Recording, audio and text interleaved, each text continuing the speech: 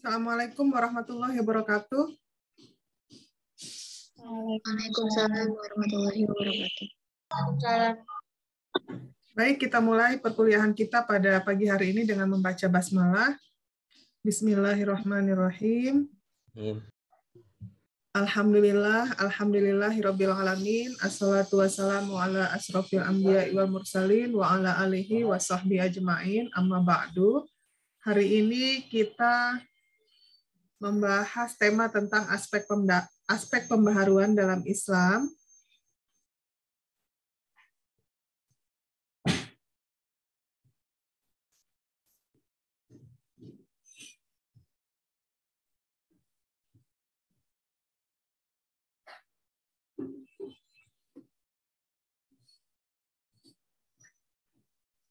Kita pertama membahas bagaimana latar belakang terjadinya pembaharuan dalam Islam ya. Di dalam ajaran agama Islam, sumber hukumnya, sumber ajarannya adalah Al-Quran dan Hadis. Nah, Al-Quran dan Hadis ini dia kan berbahasa Arab. Ketika masa ekspansi perluasan wilayah Islam ya, sejak masa misalnya Khulafaur Rasyidin, kemudian dilanjutkan pada masa Bani Umayyah, Bani Abbasiyah, dan kerajaan Turki Utsmani, kerajaan Safawi di Persia, Mughal di India, dan beberapa dinasti kecil lainnya. Nah, ini kan meluaskan wilayah Islam sampai ke negara-negara jauh ya, bahkan sampai ke Eropa gitu ya. Wilayah kekuasaan Islam yang tadinya hanya di Saudi Arabia, di tanah Arab, meluas sampai ke Afrika, sampai ke Eropa, sampai ke Asia gitu. Nah, bahasa-bahasa yang berbeda-beda di antar benua ini tentu saja perlu dilakukan satu penterjemahan ya atau penafsiran terhadap sumber ajaran Islam, terutama Al-Quran dan Hadis. Kemudian Al-Quran dan Hadis ini diterjemahkan oleh para mufasir, di samping juga menafsirkan apa kandungan per ayat, per makna gitu ya, tetapi juga menjelaskan konteksnya apa gitu. Kemudian misalnya dilihat juga asbabun nuzulnya apa, asbabul wurudnya apa gitu. Nah, akhirnya pemikiran-pemikiran ini dari penafsiran-penafsiran Al-Quran dan Hadis ini membentuk suatu sikap dan perilaku dari kaum muslimin. Ketika suatu pemikiran ini dimunculkan dan disesuaikan ya, dianggap sesuai dengan keadaan zaman pada masa tertentu, maka pemikiran ini akhirnya bisa diterima oleh masyarakat Islam pada masa itu. Nah, pembaharuan dalam Islam ini dilakukan berdasarkan pemikiran baru. Jadi pada hakikatnya pembaharuan atau modernisasi itu adalah penerapan pemikiran modern dalam memajukan Islam dan umat Islam. Nah, pembaharuan dalam Islam sendiri ini dibagi menjadi 3 periode ya. Pertama adalah periode pada masa Islam klasik. Ini sekitar tahun 650 sampai 1250 Masehi. Pada saat sesaat setelah meninggalnya Rasulullah, ini muncul polemik gitu ya di antara sahabat, di antara masyarakat pada waktu itu, karena Rasulullah sendiri sebelum meninggalnya beliau tidak menunjuk siapa penggantinya atau berwasiat ya tentang pergantian kepemimpinan pasca Rasul wafat. Nah, akhirnya beberapa kelompok ya, diantaranya misalnya kelompok Muhajirin dan kelompok Ansor, ini merasa bahwa golongannya lah yang paling berhak menggantikan posisi Nabi.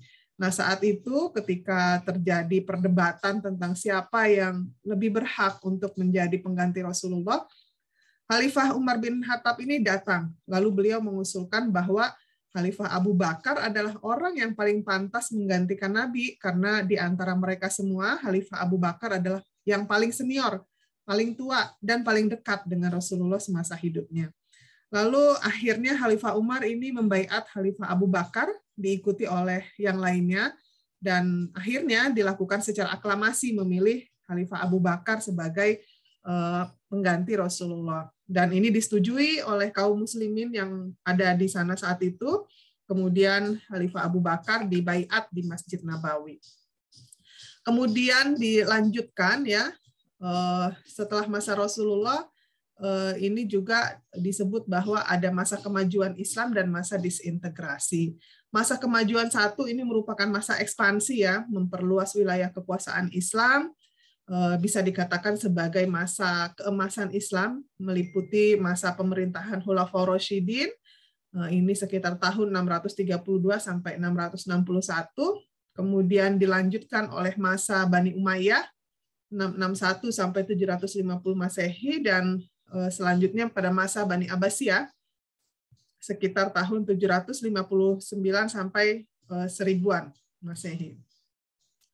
Kemudian periode kedua, periodisasi pembaharuan Islam itu pada masa periode pertengahan.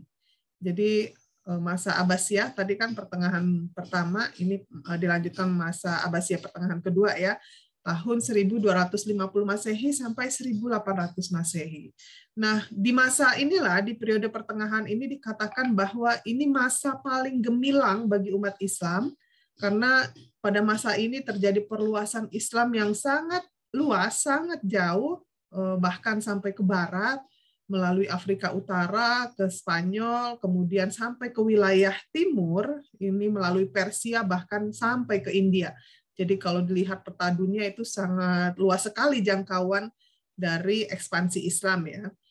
Nah, masa ini kekuasaan khalifah yang tadinya berkedudukan di Madinah, pusatnya kan di Madinah ya, pada masa Rasulullah juga di Madinah, Khulafaur Rasyidin juga di Madinah. Nah, kemudian berpindah ya pusat kekuasaannya ke Damaskus, lalu pindah lagi ke Baghdad. Dengan lahirnya pemikiran para ulama besar, karena pada masa ini kan masa Abbasiyah ya. Nah, pada masa Abbasiyah ini kan khalifahnya sangat mendukung terhadap perkembangan ilmu pengetahuan, kemudian ada gerakan penterjemahan besar-besaran gitu ya, sehingga dengan dukungan khalifah ini kesejahteraan para ilmuwan, para seniman dan para ulama ini sangat dikatakan bisa menunjang kehidupan mereka dengan cukup berlimpah gitu ya, karena khalifahnya saat itu betul-betul menghargai ulama, ilmuwan, seniman, dan membayar mahal gitu ya untuk hasil karya mereka. Sehingga banyak ulama yang terkenal saat itu yang muncul, dan ilmu pengetahuan juga banyak berkembang, gerakan penterjemahan juga berkembang ya ketika terjadi ekspansi, meluaskan wilayah, tidak hanya pendidikan Islam yang ditransfer ke tadi ini misalnya dari Afrika sampai Spanyol, kemudian dari Persia sampai ke India. Jadi tidak hanya ilmu pendidikan Islam yang ditransfer ke daerah luar ini, ke Afrika, baik di barat maupun di wilayah timur, tetapi juga dari wilayah-wilayah ini, ilmu pengetahuan yang sudah ada di wilayah tersebut ditransfer ke dunia Islam ya melalui gerakan penterjemahan yang digalakkan pada masa dinasti Abbasiyah ya yang paling pesat perkembangannya. Nah, akhirnya muncullah banyak ulama-ulama besar ya, muncullah pemikiran-pemikiran para ulama ini yang membuat Islam semakin jaya dalam bidang ilmu pengetahuan ya, bahkan sampai ke puncaknya ya, puncak kegemilangan peradaban Islam. Nah, ini kegemilangan peradaban Islam ini tidak hanya dalam bidang agama, tetapi juga dalam bidang selain agama ya, misalnya kita lihat berkembang ilmu astronomi, berkembang ilmu kedokteran, ilmu matematika, ilmu geografi, dan semua ilmu saat itu berkembang ya. Jadi di masa keemasan Islam ini, dan bidang-bidang kebudayaan lain juga dikembangkan ya, termasuk misalnya arsitektur bangunan. Kita lihat bahkan peninggalan-peninggalan masa lampau, beberapa masjid, beberapa istana-istana yang masih ada sampai sekarang ya, itu kan menunjukkan arsitektur yang sangat luar biasa, keindahan yang tiada duanya gitu ya, sampai sekarang juga bangunannya masih kokoh gitu. Nah, Islam memasuki benua Eropa melalui Spanyol dan Sisilia, dan ini menjadi dasar dari ilmu pengetahuan yang menguasai alam pikiran orang Barat atau Eropa pada abad selanjutnya. Nah, pada masa Islam berkembang ini, di dunia Islam, wawasan keilmuannya sudah sangat luas, sangat jauh, banyak ilmuwan yang muncul. Nah, sementara di Barat sendiri, saat itu justru kebalikannya ya. Orang Barat itu dulu berada pada masa kegelapannya. Jadi mereka itu percaya tahayul, pokoknya ini banget, primitif banget. Pemikirannya juga masih jauh sekali gitu ya. Nah, ketika tadi Islam itu masuk ke wilayah-wilayah Eropa, masuk ke wilayah Barat, mereka ikut tercerahkan. Karena tadi kan program dari khalifah-khalifah pada masa Abbasiyah itu kan adalah mentransfer ilmu pengetahuan ke wilayah-wilayah jajahan baru gitu ya, dengan gerakan penterjemahannya. Jadi mentransfer ilmu keluar dan memasukkan ilmu-ilmu baru yang sudah berkembang. Misalnya saat itu di Yunani sudah berkembang ilmu filsafat gitu ya. Nah, ilmu filsafat Yunani ini diadopsi, diterjemahkan ke dalam bahasa Arab dan dikembangkan sehingga menjadi satu bidang ilmu baru, yaitu filsafat Islam gitu ya. Ilmu filsafat, tetapi sumbernya atau dasarnya adalah sumber hukum Islam. Jadi disesuaikan dengan Al-Quran dan hadis gitu. Nah, inilah jadi dengan adanya pembaharuan dalam Islam ya, terutama di masa pertengahan ini, orang-orang Eropa yang tadi termasuk dalam wilayah kekuasaan Islam, akhirnya mereka tercerahkan gitu ya, ilmunya jadi tambah pinter gitu, yang di kemudian hari nanti mereka adopsi dan meninggalkan Islam.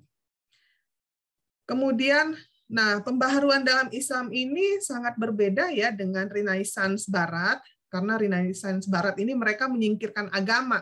Nah, dulu itu kan yang paling berperan di Barat itu kan gereja ya, jadi peran gereja. Gereja ini sangat petuah-petuahnya atau apa ya istilahnya ya. Jadi perkataan pemuka agamanya itu sangat ditaati oleh jemaatnya gitu ya. Bahkan dalam bidang ilmu pengetahuan juga pihak gereja ini mendoktrin gitu. Mendoktrin tentang keilmuan-keilmuan dan akhirnya dengan si orang Nasrani atau orang Barat ini meninggalkan doktrin agamanya, doktrin agama Nasraninya, nah maka ilmunya justru berkembang gitu ya. Itulah yang terjadi, namanya Renaissance di Barat. Nah, sementara kalau Islam itu sebaliknya. Jadi Islam itu adalah memperkuat ajaran-ajaran yang sudah ada gitu. Jadi mendalami kembali kepada ajaran Islamnya gitu. Jadi bukan meninggalkan. Itu bedanya ya. Jadi kalau Renaissance Barat, mereka umatnya itu meninggalkan ajaran agamanya, justru menjadi hebat, menjadi ilmunya lebih berkembang. Nah, sementara kalau pembaharuan dalam Islam adalah kita kembali kepada ajaran-ajaran Islam. Nah, memperbaharui dan menghidupkan kembali prinsip ajaran Islam yang sempat dilalaikan oleh umatnya, itulah salah satu prinsip dari pembaharuan dalam Islam. Nah, sehingga pembaharuan dalam Islam ini tidak hanya mengajak umatnya untuk maju ke depan melawan semua kebodohan dan kemelaratan, tetapi juga untuk kemajuan dari ajaran-ajaran agama Islam itu. Jadi banyak sekali ya di dalam ajaran Islam itu, misalnya tuntutlah ilmu dari buayan hingga ke liang lahat. Tuntutlah ilmu bahkan hingga ke negeri Cina, artinya boleh sampai kemana saja. Walaupun yang menuntut ilmu hingga ke negeri Cina ini menurut beberapa ulama itu adalah hadis yang dhaif, tetapi karena dia menyemangati untuk menuntut ilmu, bisa saja dijadikan salah satu motivasi. Kemudian banyak sekali ya yang hadis dan ajaran-ajaran Al-Quran, dan di dalam Al-Quran itu kan bahkan disebutkan bahwa Allah akan mengangkat derajat orang-orang yang berilmu lebih tinggi beberapa derajat dibanding orang yang tidak berilmu. Dan banyak sekali ya keutamaan menuntut ilmu dalam ajaran Islam. Menuntut ilmu itu bisa di mana saja, ya, tidak hanya di pendidikan formal. Di lingkungan kita sehari-hari bisa, bahkan kalau misalnya di masyarakat kita ikut-ikut pengajian taklim gitu kan, kajian-kajian yang disampaikan, biasanya ibu-ibu suka ada pengajian gitu kan, mengkaji kandungan ilmu Al-Quran, memperdalam ilmu agama, itu juga bagian dari menuntut ilmu. Jadi tidak mesti harus di bangku kuliah gitu ya, tetapi untuk kita memang harus kuliah selesai S1, kalau ada kesempatan lanjut S2, kalau ada kesempatan lagi lanjut S3, karena memang dunia kita mengharuskan kita untuk struggle dan bisa bersaing dengan yang lain ya. Memang hanya selembar ijazah, tetapi selembar ijazah itulah yang menentukan bagaimana ke depannya gitu ya, dari masa depan kita. Kemudian kita lanjutkan periode ketiga, itu dikatakan bahwa periode modern berlangsung sejak tahun 1800 Masehi sampai sekarang. Nah, periode modern ini adalah zaman kebangkitan Islam, ditandai dengan pendudukan Napoleon Bonaparte atas Mesir tahun 1798 sampai 1801 Masehi, dan peristiwa ini akhirnya menginsafkan dunia Islam bahwa kita itu ternyata punya kelemahan gitu ya, dan yang tadinya kita terbayang-bayang oleh kejayaan Islam pada masa lalu, terlena gitu ya dengan kesuksesan Islam gitu kan, dengan peradabannya. Nah, akhirnya ketika Napoleon berhasil menduduki Mesir, nah akhirnya umat Islam terbangun gitu, tersadarkan bahwa ternyata Barat itu sudah punya peradaban yang tinggi melebihi dari peradaban Islam. Padahal dulu Barat itu pernah mengalami masa yang sangat suram, masa kegelapan, masa kebodohan mereka, masa yang bahkan mereka sangat percaya tahayul ya, saking bodohnya, saking tidak berilmu pengetahuannya, mereka itu percaya dengan tahayul gitu. Dan ternyata dengan kejadian pendudukan Napoleon ini, gitu kan, ternyata orang Eropa sekarang sudah maju gitu ya, mereka sudah berkembang pesat gitu ya, sehingga ini menyadarkan umat Islam bahwa kita harus membangun kembali kebangkitan Islam, membangun kembali kesadaran kita untuk menuntut ilmu, untuk mengembangkan pengetahuan gitu ya, sehingga para raja, para khalifah dan pemuka Islam mulai mencari cara ya bagaimana untuk membalanskan kekuasaan yang telah pincang tadi ini, dan akan membahayakan umat Islam kalau kita tidak segera membangun strategi untuk memajukan umat Islam. Kemudian usaha pembaharuan dalam periode modern dimulai oleh Muhammad Ali Pasha. Dia adalah seorang perwira dari Turki yang berkeyakinan bahwa kemajuan Eropa itu didasarkan atas kekuatan militernya, dan di belakang kekuatan militer Eropa, menurut si Pasha ini, pasti ada kekuatan ekonomi yang bisa membiayai pembaharuan dalam bidang militer gitu. Nah, untuk mendapatkan ahli yang sangat mumpuni di bidang militer dan ekonomi, maka si Ali Pasha ini mendatangkan para ahli dari Eropa.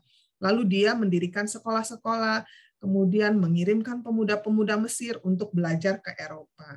Nah, ini mungkin dia belajar juga dari sejarah ya, ketika masa tiga kerajaan besar, contoh pada masa Turki Utsmani, Mughal di India, dan satu lagi Safawi di Persia, terutama masa Turki lah ya, karena Turki ini di antara tiga kerajaan besar ini termasuk paling jaya. Nah, saat itu kerajaan Turki Utsmani ya, yang sebelumnya ini kan pernah sangat besar kekuasaannya, tetapi mereka tidak mengembangkan ilmu pengetahuan gitu. Jadi mereka terlena dengan masalah kekuasaan, kemudian hanya fokus kepada dunia militernya, melakukan ekspansi-ekspansi, tetapi karena tidak didukung oleh pengetahuan, tidak didukung dengan ilmu, pengembangan ilmu, bahkan di dunia militer sendiri itu perlu ya upgrade masalah ilmu kemiliteran gitu ya. Kalau zaman dulu mungkin kalau berperang hanya pakai pedang, hanya pakai panah, hanya pakai meriam sederhana gitu ya, yang kayak ketapel besar ditembakkan gitu kan. Nah, pada masa itu di Eropa mereka sudah menggunakan persenjataan yang yang canggih lah gitu kan, dengan perkembangan ilmu militer. Misalnya mereka sudah bisa menciptakan senjata mungkin kalau sekarang seperti pistol, senapan gitu ya, yang dari jarak jauh, jadi nggak mesti berhadap-hadapan, dia udah bisa menembak dari jarak jauh, banyak yang korban. Atau misalnya kalau zaman sekarang malah lebih canggih lagi ya, misalnya menggunakan rudal antar negara, tidak perlu dia datang ke negara tersebut, karena kalau satu negara, satu tempat, bisa jadi senjata makan tuan, dia menyerang orang, tapi serpihannya, bomnya bisa kena dia sendiri kan.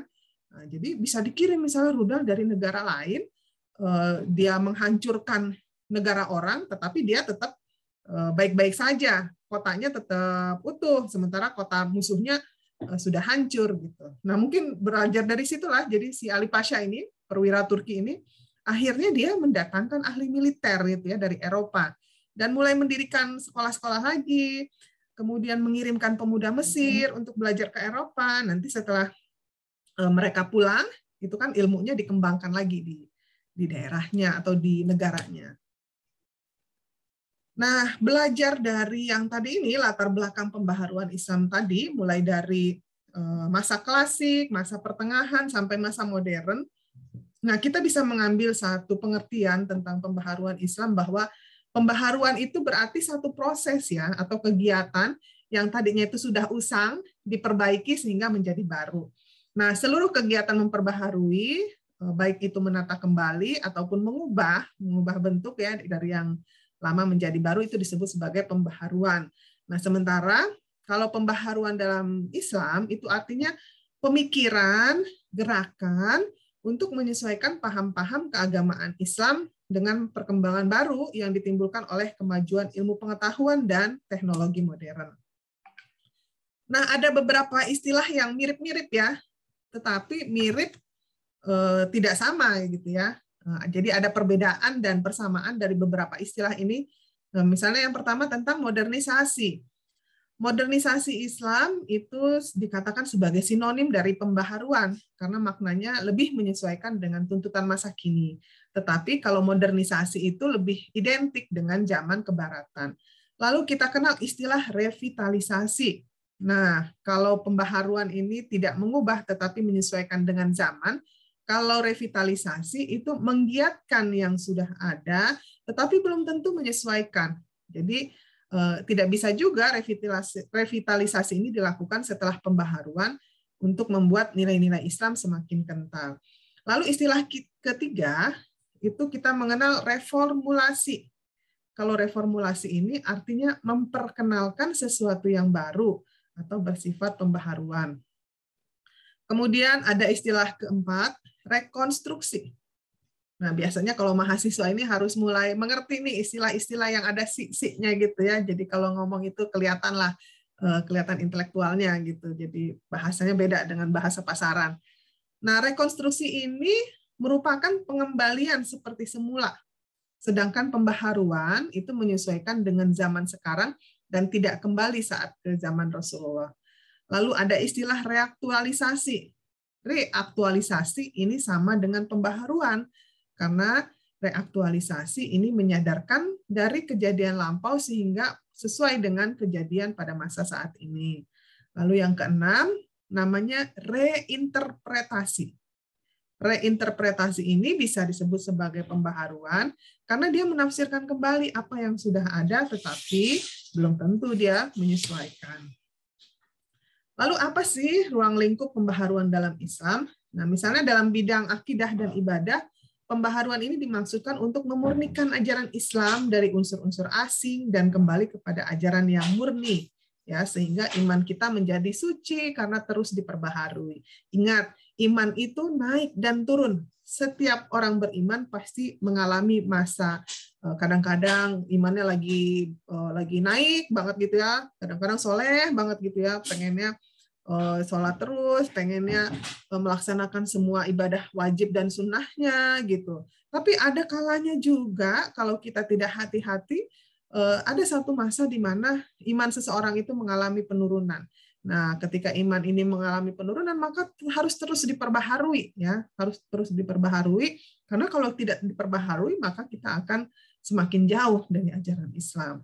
Nah, kemudian di bidang muamalah duniawiyah, pembaharuan ini dimaksudkan sebagai upaya modernisasi atau pengembangan dalam beberapa aspek kehidupan ya, baik itu sosial, ekonomi, politik, pendidikan, budaya, dan lain-lain sepanjang tidak bertentangan dengan Al-Quran dan hadis. Ingat, segala sesuatu dalam pekerjaan kita, dalam perilaku kita, dalam kehidupan kita harus berlandaskan Al-Quran dan hadis sebagai pedoman kita umat Islam. Lalu tujuan pembaharuan dalam Islam ini tadi disebutkan untuk purifikasi ajaran Islam, mengembalikan semua bentuk kehidupan keagamaan pada masa awal Islam, sebagaimana dipraktekkan pada masa Nabi. Jadi meskipun ya di dalam pengamalan ibadah kita kadang-kadang ditemukan ada perbedaan ya, selama dia berlandaskan kepada Al-Quran dan hadis itu dibolehkan. Bahkan karena di dalam ajaran Islam sendiri kan kita mengenal beberapa mazhab ya. Nah, mazhab apa saja yang kalian tahu? Mazhab Hambali. Mazhab Imam Syafi'i. Ya. Hanafi, Bu. Mazhab Ya. Hanafi. Terus apa lagi? Maliki, Bu. Ya, jadi ada 4 ya. Nah, jadi enggak masalah selama itu pernah dilakukan oleh Rasulullah. Kalau pernah dilakukan oleh Rasulullah yang termaktub dalam hadis-hadisnya, hadis sahih gitu ya, nggak apa-apa gitu. Jadi kita jangan saling menyalahkan, jangan saling bertentangan antara satu sama lain. Perbedaan itu adalah rahmat. Yang penting dia itu tadi, semua perilaku kehidupan, pengamalan ibadah kita berlandaskan kepada Al-Quran dan hadis ya. Jangan misalnya kita menciptakan gerakan-gerakan tersendiri ya, menambah-nambahkan gerakan sholat misalnya, nggak boleh gitu ya. Jadi harus sesuai dengan apa yang pernah dipraktekkan oleh Rasulullah. Yang kedua, tujuan pembaharuan Islam ini adalah menjawab tantangan zaman mengenai Islam. Karena Islam ini adalah agama yang universal, agama yang terkandung berbagai konsep tuntutan dan pedoman dalam semua aspek kehidupan manusia. Agama yang cocok untuk di segala zaman ya, baik sejak zaman Rasulullah, zaman sekarang hingga akhir nanti. Islam ini adalah agama yang ditujukan untuk semua umat, untuk semua bangsa, untuk semua masa gitu ya.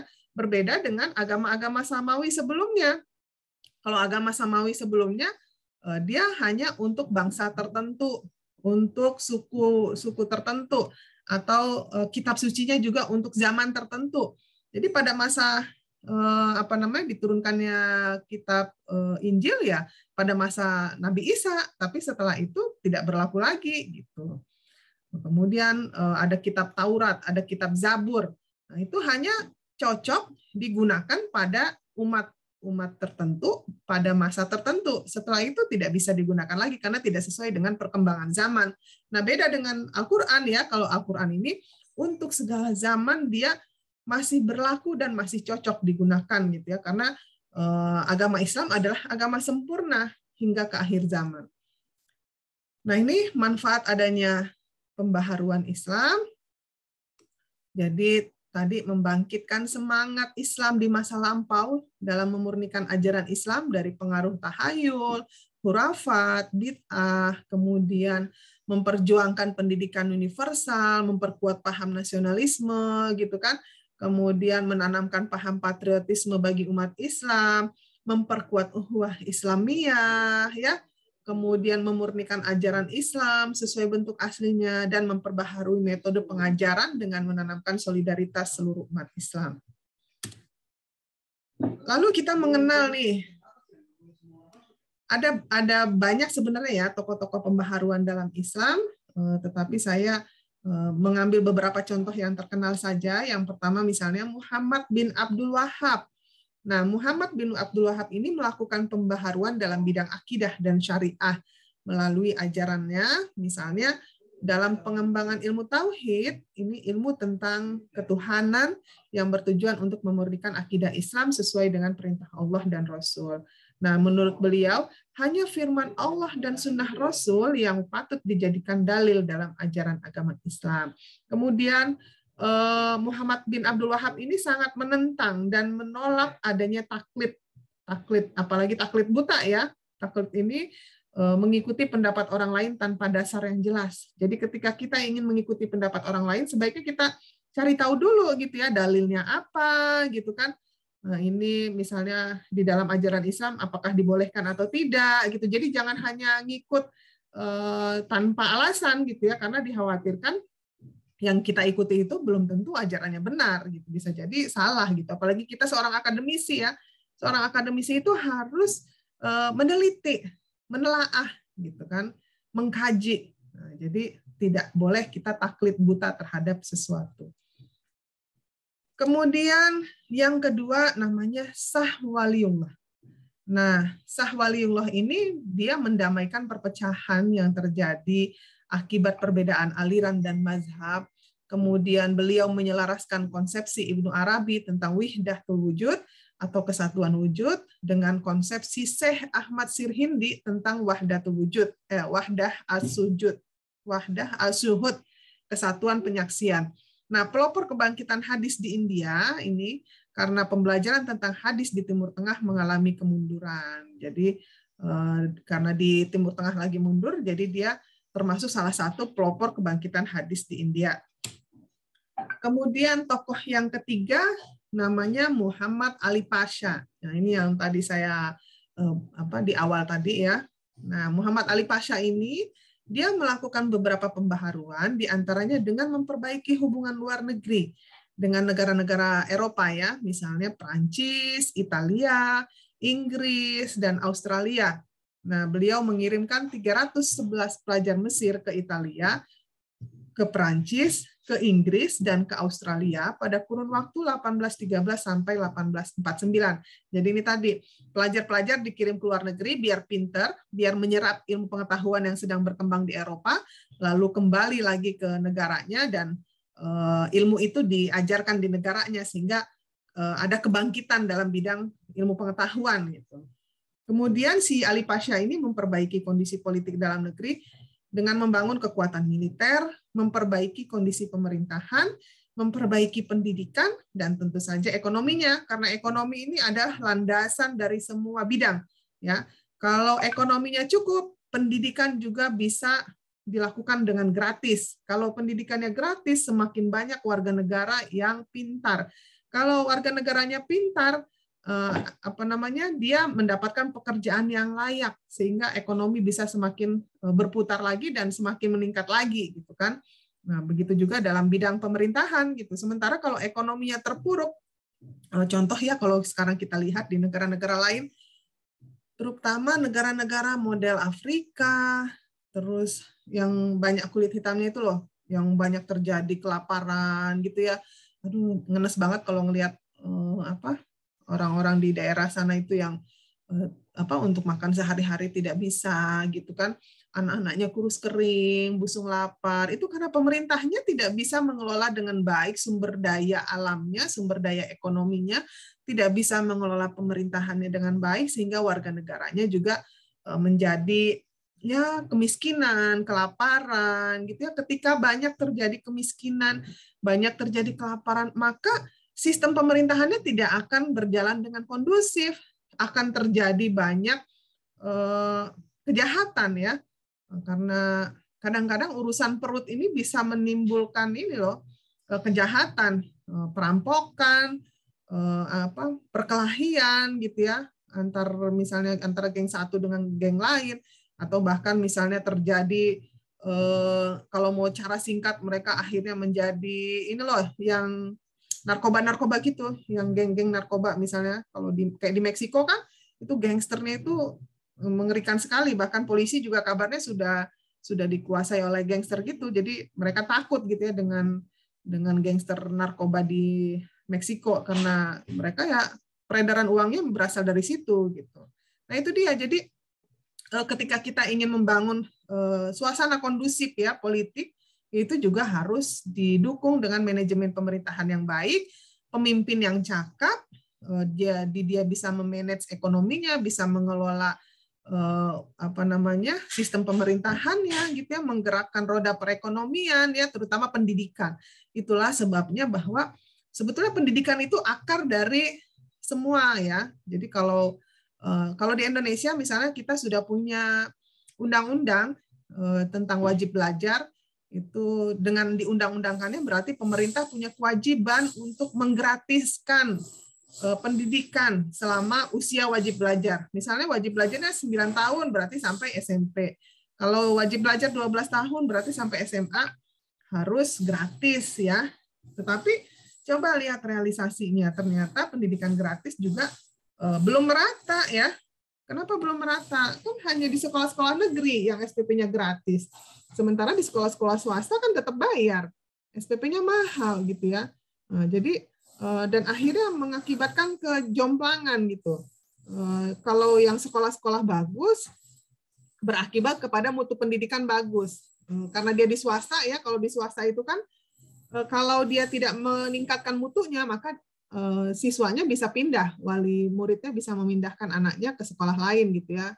Masa udah bayar mahal tapi kualitasnya nggak bagus gitu. Akhirnya di sekolah swasta berlomba-lomba untuk meningkatkan mutunya.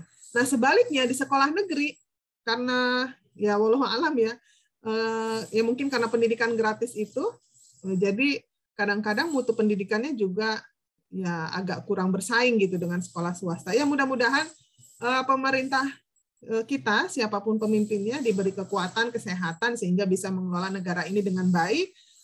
Kalau pemerintahannya adil, pemerintahannya cakap, pemerintahannya pro terhadap warga negaranya, ya, kebijakan-kebijakannya juga nasionalis gitu.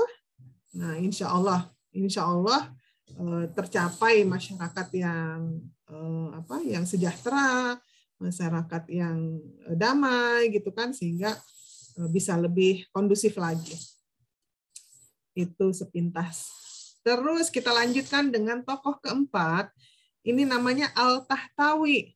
Nah, Al-Tahtawi ini melakukan pembaharuan di bidang ekonomi, misalnya dengan menuangkan pemikirannya dalam buku yang berjudul Manahijul Albab Al-Misriyah fi Manahijil Adab Al-Ashriyah, yang menerangkan bahwa betapa pentingnya kemajuan ekonomi bagi kemajuan suatu negara. Ini yang saya tunjukkan tadi. Jadi kesejahteraan dapat dicapai dengan cara berpegang teguh kepada agama, memiliki budi pekerti yang baik, sehingga terciptalah satu kemajuan dalam bidang ekonomi. Nah, kemudian Al-Tahtawi juga mengembangkan pembaharuan dalam bidang pemerintahan. Nah, dia menggolongkan masyarakat itu terdiri dari 4 golongan. Ada golongan raja atau golongan bangsawan ya. Kemudian ada kaum ulama dan ahli-ahli atau ilmuwan. Kemudian ada golongan tentara dan kaum produsen. Nah, menurut si Al-Tahtawi ini, raja, kaum ulama, dan ahli adalah golongan yang memerintah dan menjalankan kesejahteraan suatu negara. Ya, jadi di dalam ajaran Islam itu kan ada tuh, serahkan segala sesuatu pada ahlinya. Jika kita serahkan sesuatu pada yang bukan ahlinya, maka tunggulah kehancurannya. Nah, ini jadi si Al-Tahtawi ini dia memang betul-betul mengedepankan ajaran Islam dalam pembaharuannya gitu ya. Dia menerapkannya.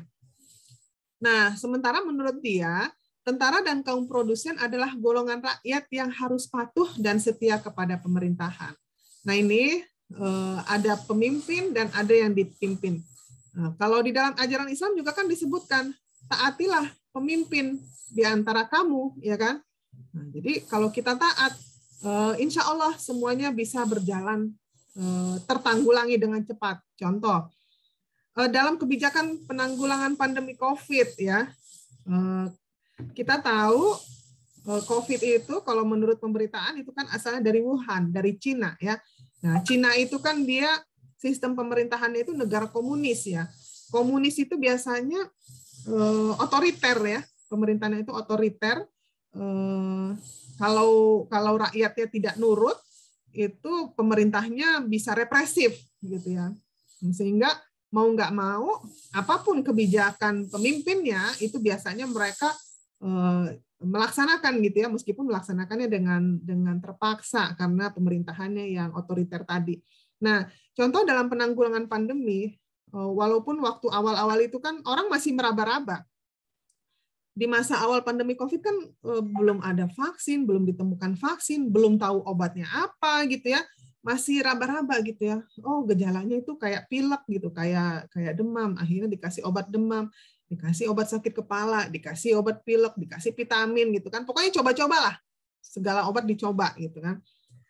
Terus setelah diteliti lagi, oh ternyata COVID ini menyebar misalnya melalui hubungan antara, maksudnya kalau ada orang berkumpul itu lebih cepat dari droplet, misalnya kalau ngomong di depan banyak orang itu dropletnya itu kadang nggak kelihatan, semburan-semburannya itu nggak kelihatan.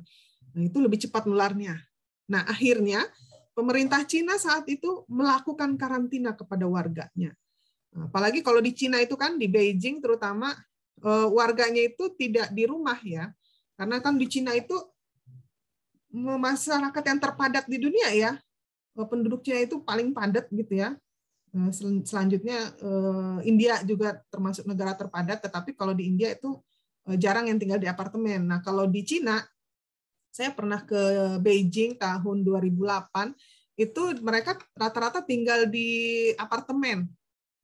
Kalau yang kaya di apartemen mewah, kalau yang menengah ke bawah dia di semacam rusun kalau di kita gitu ya. Jadi apartemennya agak murah gitu ya dan lebih sempit-sempit. Nah, jadi gampang aja pemerintah Cina memberlakukan kebijakannya itu, dia gembok pintu keluarnya, pintu akses keluar masuknya di apartemen itu digembok, jadi warganya nggak bisa keluar masuk, bahkan dilas. Saya lihat di TV waktu awal-awal itu dilas ya pintu apartemennya. Tetapi pemerintah Cina juga mensuplai makanan, minuman, vitamin gitu kan. Jadi disuplai ke apartemen itu, jadi orang-orang tidak harus keluar rumah, tidak harus keluar apartemennya. Sehingga akhirnya terkarantina. Penyakitnya itu cepat teratasi gitu ya dalam jangka waktu sekian bulan misalnya atau setahun gitu. Di karantina oleh pemerintahnya dan warga negaranya nggak bisa menolak gitu. Dia nurut, patuh, setia kepada pemerintahan. Nah, beda dengan di Indonesia. Kalau di Indonesia kita lihat ya, pemerintahnya mulai memberlakukan di awal-awal itu namanya bukan lockdown. Pemerintah tidak memberlakukan lockdown karena lockdown itu berarti pembatasan semua aktivitas masyarakat, tetapi pemerintahnya harus memberikan itu makanan. Kan kalau warganya nggak bisa beraktivitas, nggak boleh keluar rumah, siapa yang ngasih makan? Siapa yang ngedrop sembako gitu kan? Nah, pemerintah tidak bisa melakukan itu ya. Mungkin keterbatasan anggaran juga kali ya. Jadi istilahnya itu ada mulai dari PSBB, pembatasan sosial berskala besar, sampai sekarang istilahnya yang level-level kayak makan mie level 1, level 2 gitu kan, yang pedes banget.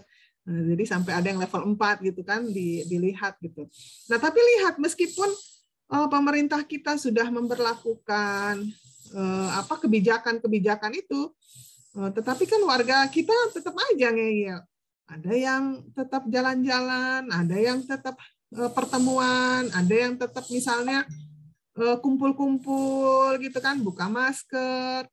Sempat kan di Indonesia itu sempat terjadi lonjakan yang sangat besar gitu ya, sehari itu bisa ribuan, ratusan gitu ya pasiennya itu. Nah, itu. Nah, jadi ini tadi kembali ke Al-Tahtawi. Jadi menurut Al-Tahtawi ini ada dua dalam bidang pemerintahan. Yang pertama ahli-ahli, raja, kaum ulama, dialah golongan yang memerintah. Dengan keahliannya dia membuat kebijakan-kebijakan yang bisa mensejahterakan rakyatnya, kebijakan yang terbaik untuk diterapkan. Nah, sementara rakyat dan tentara atau kaum produsen ini harus mengikuti apa kata pemerintahnya. Kata pemerintahnya A, ya A. Kata pemerintahnya B, ya B gitu. Jangan ngeyel, karena kalau ngeyel, ya itu tadi contoh di Indonesia tadi kan yang harusnya bisa ditanggulangi dengan segera akhirnya sempat membludak gitu ya, karena warganya itu tidak percaya kalau ada COVID gitu.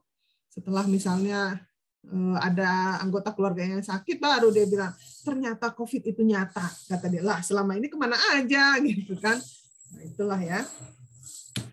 Selanjutnya tokoh kelima, Jamaluddin Al-Afghani.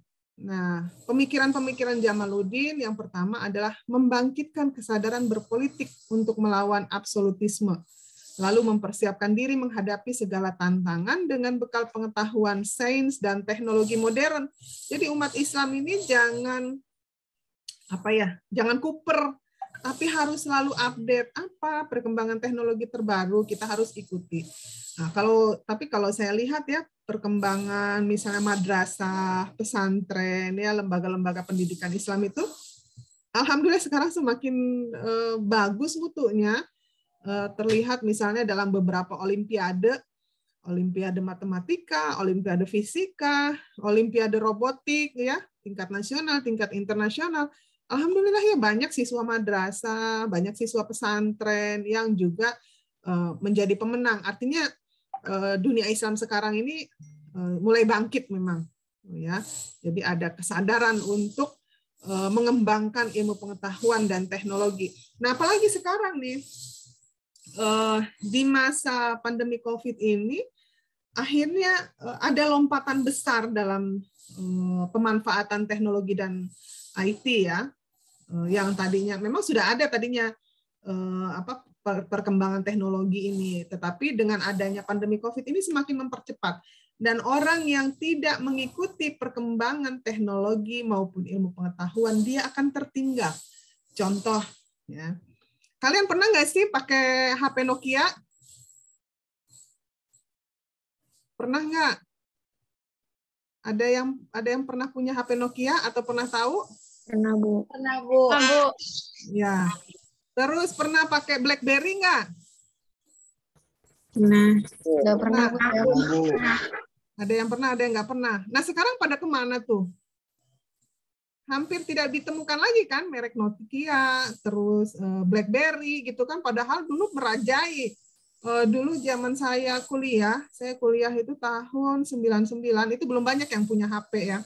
Tahun 99-an itu, waktu saya mahasiswa S1, semester 1-an, yang punya HP itu bisa dibilang mahasiswa borjuis lah, mahasiswa kaya gitu ya.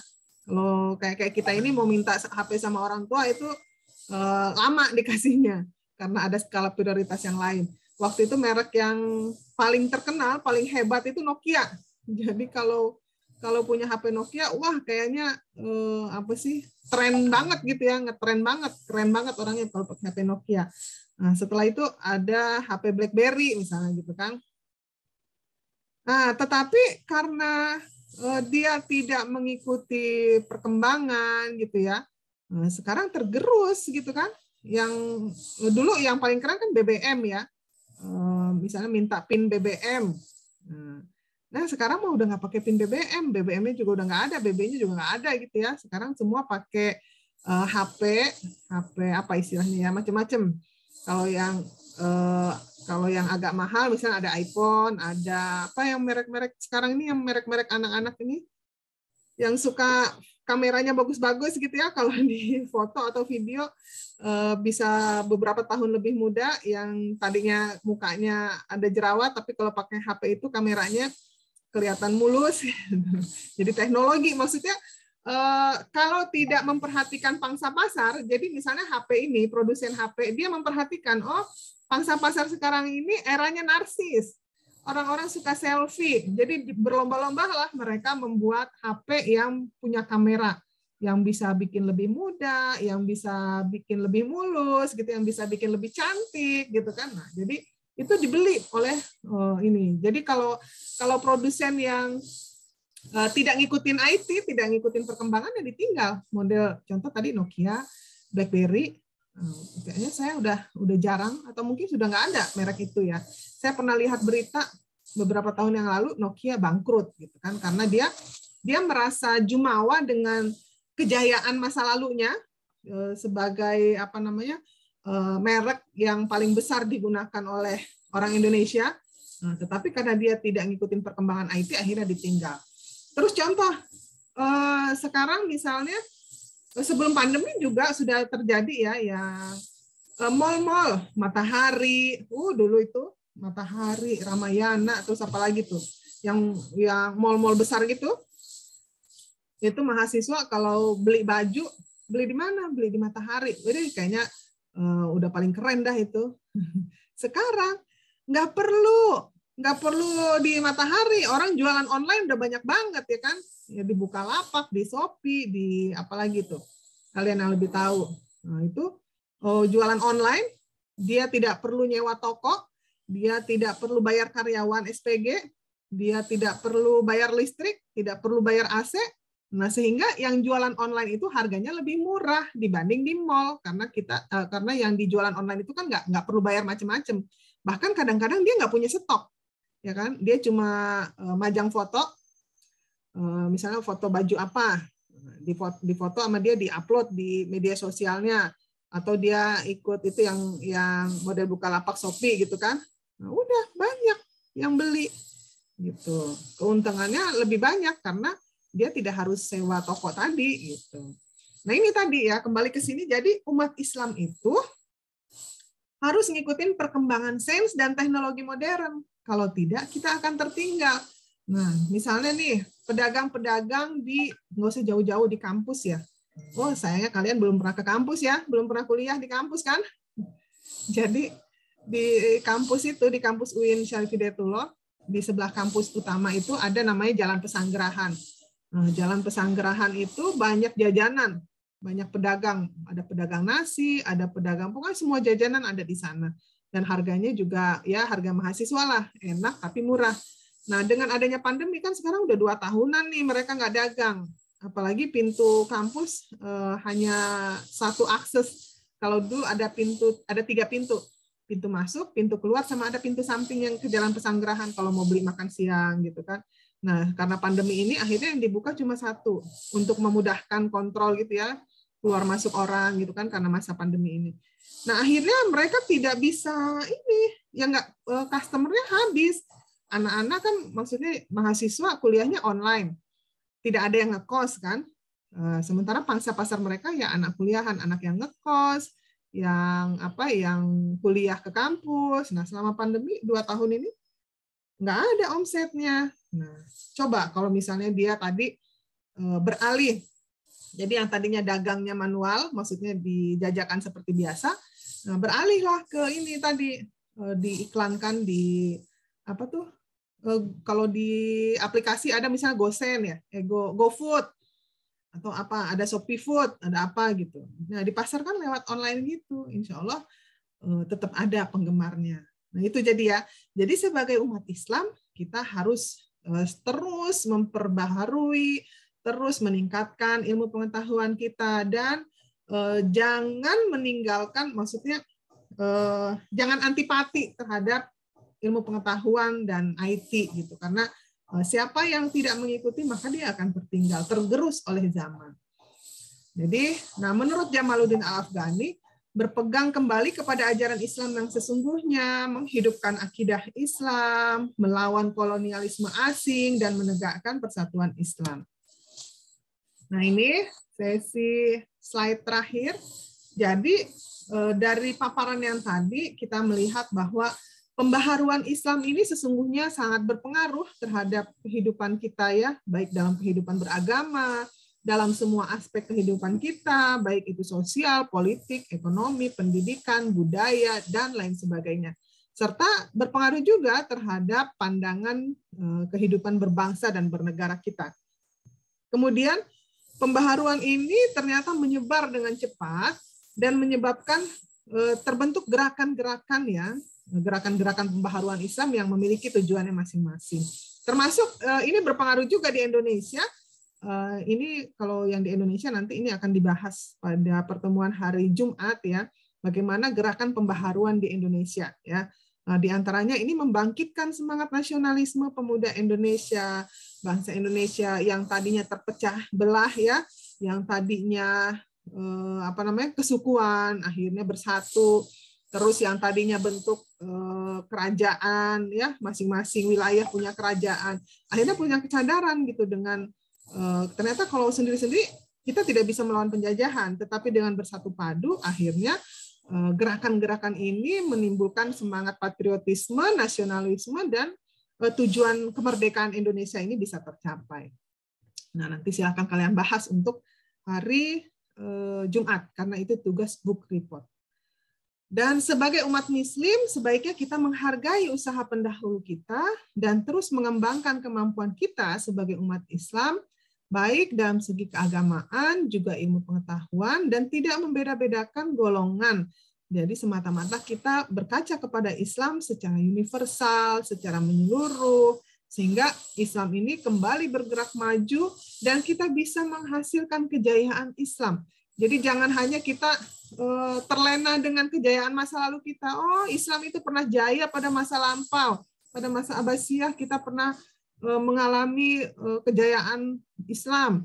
Banyak ilmuwan, banyak ulama, banyak pokoknya penguasa yang terkenal. Jangan terlena dengan masa lalu. Masa lalu menjadi pelajaran bagi kita, yang bagus kita teruskan, yang tidak baik kita tinggalkan. Nah, jadi bagaimana kita bisa mengukir masa depan, masa kejayaan Islam seperti yang diperjuangkan oleh para pendahulu kita. Itu saja perkuliahan kita pada pagi hari ini. Mudah-mudahan berkah dan bermanfaat ilmunya, dan jangan pernah putus semangat ya. Tetap menuntut ilmu, tetap mengembangkan ilmu pengetahuan ya. Apalagi kalian ini tantangannya luar biasa nih, generasi pandemi COVID. Jadi kalau kakak-kakak kelas kalian itu masih enak ke kampus, ya. Kalau di kampus itu kondusif banget gitu karena memang diciptakan kan untuk belajar ya. Jadi fasilitas belajarnya banyak di kampus. Kalau dapat tugas tinggal ke perpustakaan, semua referensi ada.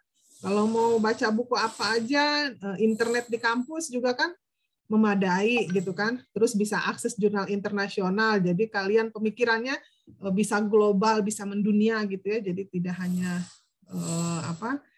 yang dalam negeri saja, tetapi dengan baca artikel-artikel jurnal internasional kalian bisa tahu apa perkembangan ilmu pengetahuan gitu kan, apa penelitian terbaru, temuan-temuan di seluruh dunia gitu. Ya, mudah-mudahan pandemi ini segera berlalu sehingga kita bisa menuntut ilmu dengan lebih baik lagi. Jadi bisa bertatap muka ya. Mudah-mudahan bermanfaat apa